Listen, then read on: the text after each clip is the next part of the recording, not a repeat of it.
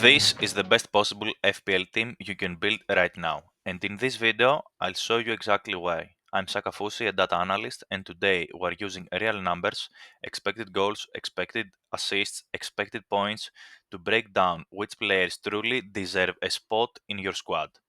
Let's start with the big picture, team stats. On this chart, we have expected goals for per 90 on the x-axis and expected goals against per 90 on the y-axis. The further right a team is, the stronger their attack. And on top of everyone, surprisingly, sits Crystal Palace, averaging almost 2 expected goals per game. Just behind them is Manchester City with about 1.8. Now, the lower a team appears on the chart, the stronger their defense.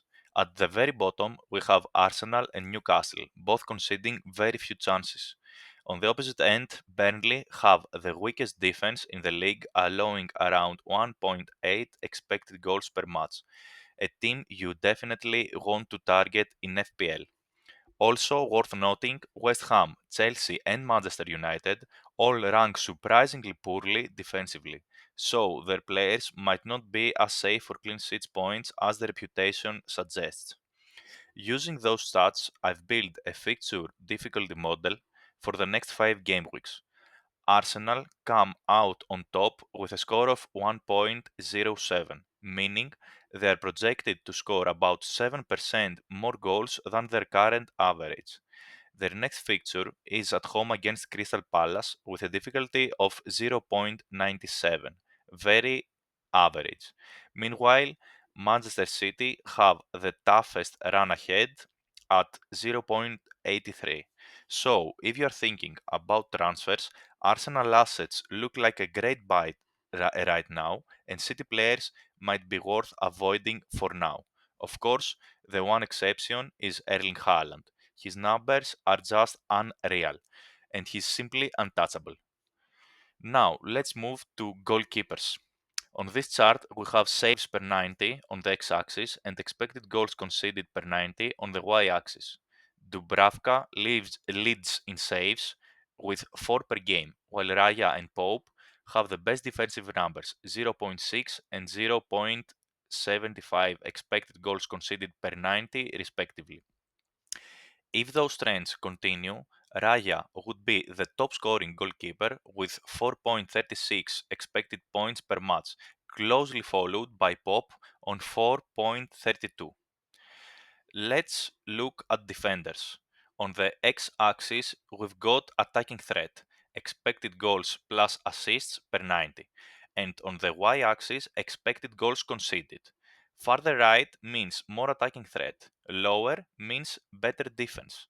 Timber, Munoz, and Calafiori all stand out for attacking output. Defensively, Gabriel, Trippier, Calafiori, and Timber rank best. So, Arsenal defenders, especially Timber and Calafiori, offer both attacking and defensive value. The green dots mark players with strong defensive contributions, and Gabriel in particular stands out, combining clean sheet potential with bonus point consistency. Based on their stats, Timber tops the expected points table for defenders with 6.93 per match, followed by Gabriel and Calafiori, all from Arsenal. In fourth place is Senesi from Bournemouth, boosted by an incredible 14 defensive contributions per game, meaning he's almost guaranteed bonus points each week. And for a budget gem, look at Mukele from Sunderland, just 4.1 million with 12.5 defensive contributions per 90. Excellent value. Moving to midfielders. On the x-axis, non-penalty expected goals per 90. The standout is Sar with 0.6. Right behind him, Enzo Fernandez, Semenyo, Gordon and Ahmad. Players in dark font are penalty takers, which adds another layer of upside. So Enzo, Semedo, and Gordon not only produce strong expected goal numbers, but also take their team penalties.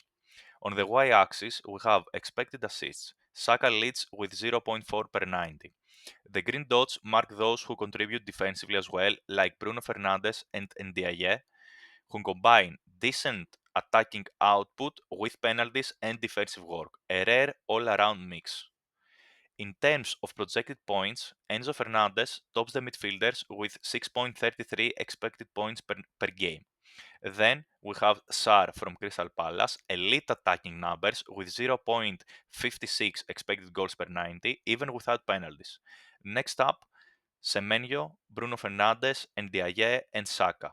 Saka remains a top tier asset but costs 10 million, so only worth it if your budget allows. Though Arsenal's fixture run makes him a strong premium pick right now.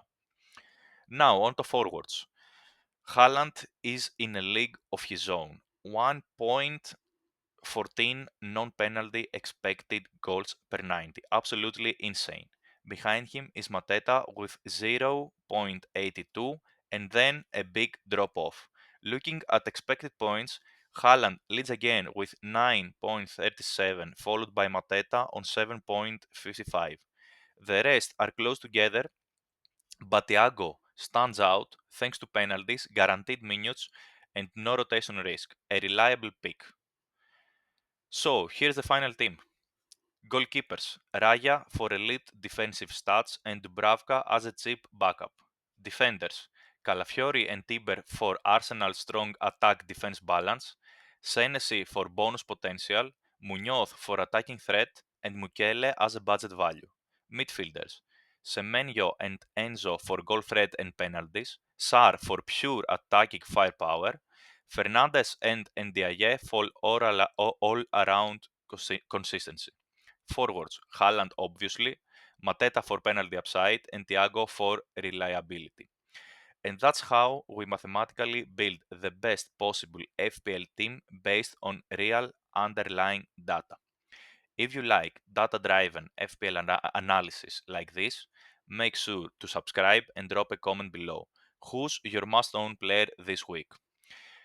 Good luck to your teams. Thanks for watching. And I wish many green arrows to your teams. Goodbye. See you in the next video.